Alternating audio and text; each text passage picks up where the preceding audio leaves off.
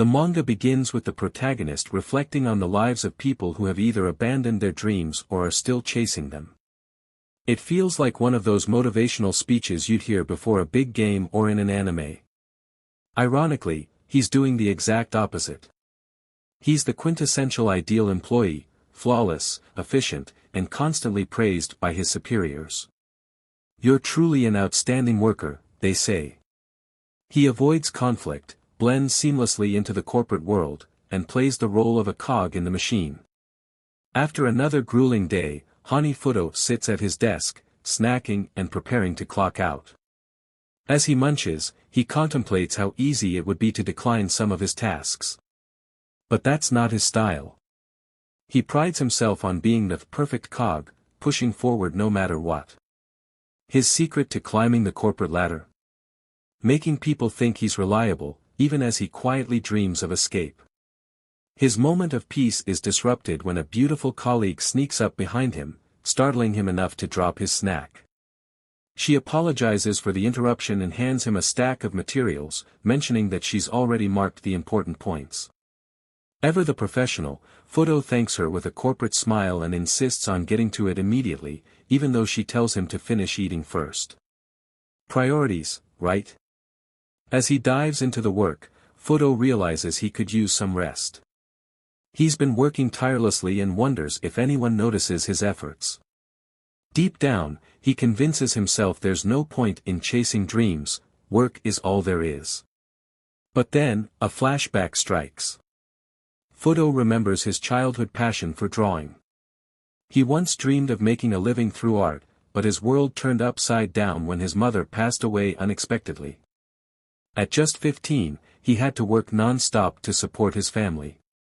Dreams of drawing couldn't pay the bills. Back in the present, Fudo finds himself alone in the office. As usual, he's the last one there. Just as he's about to leave and pick up groceries for his sister, a loud noise echoes through the empty space, making his heart race. Investigating, he finds his colleague Wakaba collapsed on the floor. Panic sets in as he tries to decide what to do: call an ambulance, check her pulse, or yell for help. Before he can act, he notices something unusual: a camera and scattered photos. Through the chaos, Wakaba mumbles something about struggling with inking. Fudo is stunned. This is a side of her he never expected. Earlier that day, Wakaba had been pacing the office, visibly anxious. She had helped another colleague choose a design, suggesting red, the company color, as a crowd pleaser. Her quick thinking impressed Fudo, who admired her confidence and energy. Now, seeing her vulnerable, Fudo learns the truth: Wakaba has been secretly juggling her office job with her passion for drawing manga. She admits to collapsing from overwork and asks Fudo to keep her hobby a secret, explaining how she was teased for it in school. She's too embarrassed to let anyone at work find out. Fudo agrees to keep her secret, but he can't help but ask why she printed her manga pages on the office printer.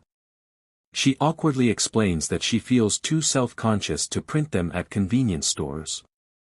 The empty office seemed like a safer option.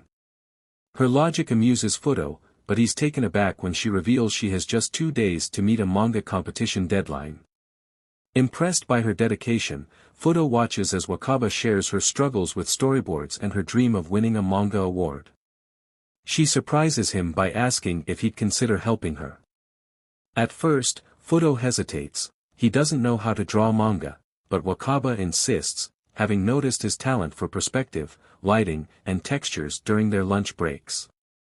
Fudo reluctantly agrees, and as they leave the office, he reflects on how much effort she's putting into her dream. Wakaba admits that drawing manga is more than just a hobby, it's a way to reclaim a dream she once abandoned. Her determination inspires Fudo, stirring memories of his own passion for art. Back home, Fudo is reminded of a time when his mother proudly celebrated his art, only for him to brush it off in frustration. Now, those memories feel bittersweet. Looking at Wakaba's sketches, a dormant spark reignites within him. He realizes how much he misses the joy of creating. The next day, Fudo arrives at Wakaba's house to help with her manga. Despite his nerves, he's struck by her enthusiasm and determination. Together, they dive into the project, with Wakaba teaching him how to use digital tools and guiding him through the process.